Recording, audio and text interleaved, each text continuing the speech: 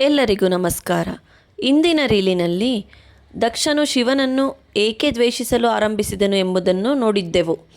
ಈಗ ಅದರ ಇಂದಿನ ನಿಜವಾದ ಕಾರಣವನ್ನು ತಿಳಿಯೋಣ ಬನ್ನಿ. ಈಗೋ ಶಿವನ ಶಾಪದ ಹಿಂದಿರುವ ಅದ್ಭುತ ಕತೆ. ಒಮ್ಮೆ ಬ್ರಹ್ಮ ಮತ್ತು ವಿಷ್ಣು ಯಾರು ಶ್ರೇಷ್ಠರು ಎಂದು ವಾದಿಸುತ್ತಿದ್ದರು. ಆ ಸಮಯದಲ್ಲಿ ಅಚಾನಕ್ ಅನಂತ ಜ್ಯೋತಿಯ ಸ್ತಂಭ ಜ್ಯೋತಿರ್ಲಿಂಗವು ಪ್ರತ್ಯಕ್ಷವಾಯಿತು. ಅದರಿಂದ ಧ್ವನಿ ಕೇಳಿ ಬಂತು, ನನ್ನ ಅಂತ್ಯವನ್ನು ಯಾರು ಕಂಡುಹಿಡಿಯುತ್ತಾರೋ ಅವನೇ ಶ್ರೇಷ್ಠ ಎಂದು. ವಿಷ್ಣು ವರಹ ರೂಪದಲ್ಲಿ ಕೆಳಭಾಗ ಹುಡುಕಲು ಹೊರಟರು. ಬ್ರಹ್ಮ ಹಂಸ ರೂಪದಲ್ಲಿ ಮೇಲ್ಭಾಗ ಹುಡುಕಲು ಹೊರಟರು. ಸಾವಿರಾರು ವರ್ಷ ಹುಡುಕಿದರೂ ಅಂತ್ಯ ಕಂಡುಬರಲಿಲ್ಲ. ಆ ಸಮಯದಲ್ಲಿ ಆ ಜ್ಯೋತಿರ್ಲಿಂಗದಿಂದ ಶಿವನು ಸ್ವಯಂ ಪ್ರತ್ಯಕ್ಷರಾದರು. ಅವರ ಮುಂದೆ ವಿಷ್ಣು ಸತ್ಯವನ್ನು ಒಪ್ಪಿಕೊಂಡರು, ಇದು ಅನಂತ, ಇದರ ಅಂತ್ಯವೇ ಇಲ್ಲ ಎಂದು.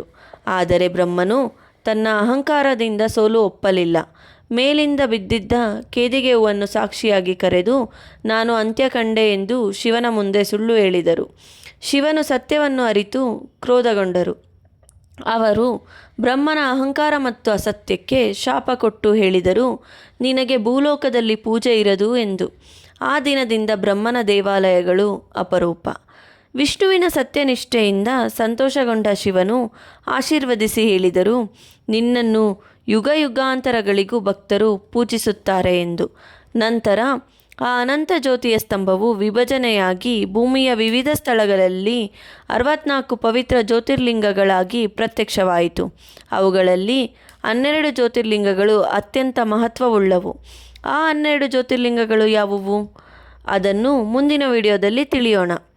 ಸತ್ಯ ಮತ್ತು ವಿನಯವೇ ದೇವರಿಗೆ ಪ್ರಿಯ, ಅಹಂಕಾರವಲ್ಲ. ಇಂತಹ ಹೆಚ್ಚಿನ ಕಥೆಗಳಿಗಾಗಿ ನಮ್ಮ ಪೇಜ್ ಫಾಲೋ ಮಾಡಿ. ಧನ್ಯವಾದಗಳು. ಶುಭವಾಗಲಿ. ಹರ ಹರ ಮಹಾದೇವ.